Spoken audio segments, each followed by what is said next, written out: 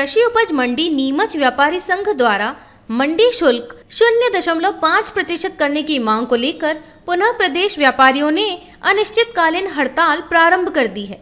पूर्व में व्यापारी संघ द्वारा अनिश्चितकालीन हड़ताल की गई थी, लेकिन आश्वासन मिलने के बाद हड़ताल निरस्त कर दी गई। मांगे पूरी न होने पर एक बार फिर मंडी में हड़ताल शुरू हो गई है। इस बार व्यापारियों के साथ संयुक्त मोर्चा, जिसमें मंडी, हम्माल, तुलावटी व कर्मचारियों द्वारा भी हड़ताल की जा रही है। प्रादेशिक आह्वान पर नीमच मंडी के किसान व्यापारी, हम्माल, तुलावटी व मंडी कर्मचारियों ने संयुक्त मोर्चे के बैनर तले शुक्रवार से अपनी मांगों को लेकर अनिश्चितकालीन हड़ताल प्रारंभ कर दी है। विरोध करते हुए मंडी परिसर में कर्मचारी हड़ताल पर बैठे हैं। सरकार के खिलाफ जमकर नारेबाजी भी कर रहे हैं। संयुक्त मोर्चा के प्रदेश महामंत्री विजय सिंह चौहान ने बताया कि प्रदेश में विगत 3-4 माह से हड़ताल चल रही है। केंद्र सरकार द्वारा मॉडल एक्ट लगाया गया है। नए मॉडल एक्ट के अनुसार मंडी में जो व्यापार करेगा उसे टैक्स देना होगा। बाहर व्यापार करने पर टैक्स माफ रहेगा। इससे व्यापार की आय स्थिति खराब होगी। इसके साथ ही इससे मंडी निजीकरण पर भी प्रभाव पड़ेगा। व्यापारी संघ के नवल मित्तल ने बताया कि सरकार के नए मॉडल एक्ट के कारण जिले की नहीं, प्रदेश की मंडियां भी प्रभावित हो रही है। नए एक्ट के तहत अब 1.5% मंडी शुल्क देना पड़ेगा। सरकार अपनी नीति स्पष्ट करे। इसके साथ ही सरकार द्वारा मंडी शुल्क कम किया जाए। भाई किसान को तो क्या नया मॉडल एक्ट आया है, ऐसे में मंडियाँ प्रभावित हो रही हैं। मंडियाँ प्रभावित हो रही है तो 1.5% शुल्क की मंडियाँ हैं जहाँ पे व्यापारियों को मंडी शुल्क देना पड़ता 1.5%। तो उसकी मार सीधी आती किसान के ऊपर।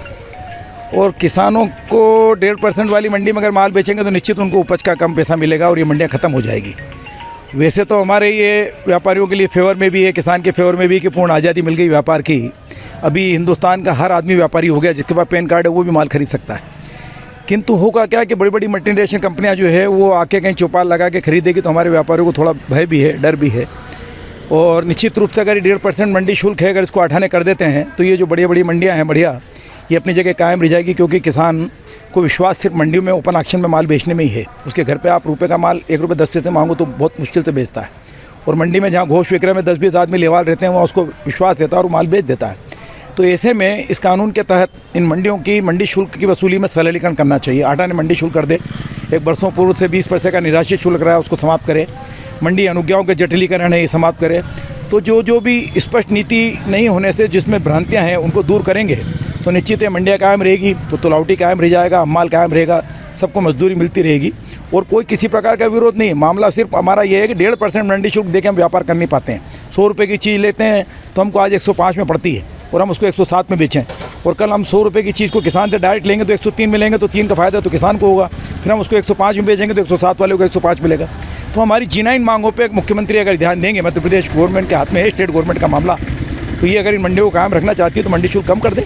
इसी बात को लेकर हमारी स्ट्राइक है और हमारी दूसरी कोई एक्स्ट्रा मांग नहीं है इसी प्रकार की।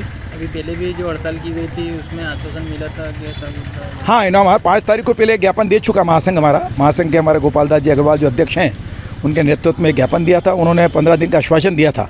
तो उसमें हमने साफ किया था कि हम लोग 24 हड़ताल पर चले जाएंगे अगर आप नहीं माने तो, क्योंकि ये मंडियाँ चलाना इतना संभव नहीं हो पाता। 1.5% शुल्क चुका के हम लोग खरीद ही नहीं कर पाते, प्लांट वालों की भी खरीद नहीं कर पाते।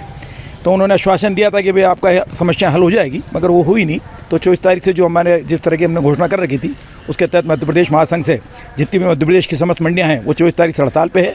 और इस बीच 25 तारीख से मंडी कर्मचारियों की हड़ताल चालू हो गई है इसमें, क्योंकि मंडी कर्मचारियों को डायरेक्ट बैंक की नौकरी चली जाएगी, इनका काम धंधा बंद हो जाएगा, इनका VRS नहीं मिल पाएगा। तो ऐसे में समस्त ही लोग हड़ताल पे हो गए, क्योंकि मंडी में व्यापारी नहीं आता तो भी मंडियाँ बंद है, कर्मचारी नहीं रहेगा तो भी मंडी बंद है। केंद्र सरकार द्वारा कृषि उपज मंडियों में मॉडल एक्ट लागू किया गया है। मॉडल एक्ट कर्मचारियों का विरोधी कानून है। उसी प्रकार हम्माल संघ, तुलावटी संघ, व्यापारी सभी के लिए मॉडल एक्ट उनके लिए विरोधी कानून जैसा है। उस एक्ट को लेकर मंडी कर्मचारी अनवरत आंदोलन कर रहा है। हमने दिनांक 3 सितंबर से लगाकर 7 सितंबर तक आंदोलन और हड़ताल की है।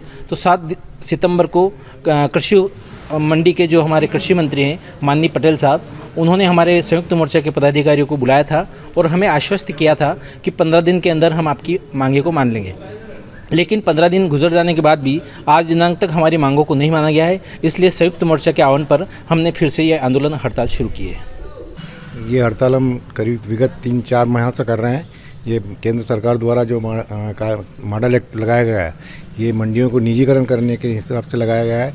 इसमें मंडी व्यापारी अगर मंडी में अंदर व्यापार करेगा तो उसे टैक्स देना होगा, और मंडी क्षेत्र के बाहर व्यापार करेगा तो उसको शासन की ओर से टैक्स माफ़ है। ऐसी स्थिति में हमारी मंडियों की आय की आर्थिक स्थिति खराब होगी, और उसके संबंध में हमारा मांग है कि हमें राज्य शासन के कर्मचारी घोषित किया जाए और मंडियों को निजीकरण से बचाया जाए। ये पूरे मध्य प्रदेश में कम से कम 12,000 कर्मचारी हैं, और बाकी 90,000 के आसपास हमाल है, 2-3 लाख व्यापारी है, तुलावटी है, मजदूर है,